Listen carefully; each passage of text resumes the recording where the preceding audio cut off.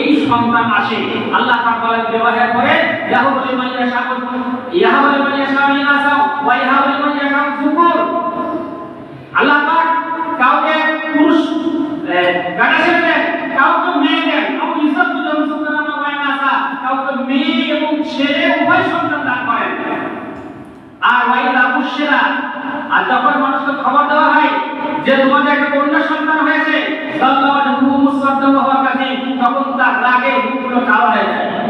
রাগে মুখগুলো কালো হয়ে যায়। এই পিতা যে সন্তান চেয়েছিল, তার ইচ্ছা যে আমাকে একটা বেটা ছেলে দেওয়া হোক, অথচ সে একটা নারী বা একটা মেয়ে ছেলে না নিয়ে সে সন্তুষ্ট হতে পারবে।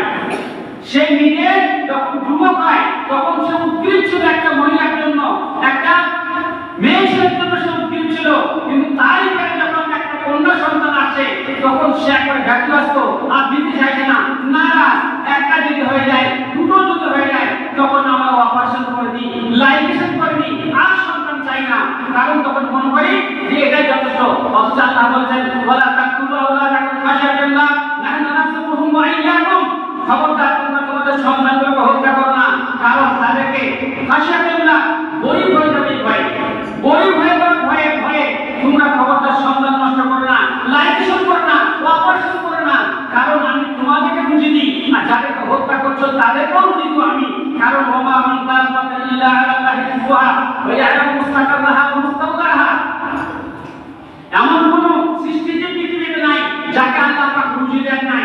এমন কোন সৃষ্টি যে পৃথিবীতে নাই যার রুজির দায়িত্ব আল্লাহ পাক নেন নাই। প্রত্যেকের রুজির দায়িত্ব আল্লাহ পাক নিয়েছেন। সুতরাং এই রুজি আল্লাহ পাক দেবেন, কিন্তু আমরা মানি না।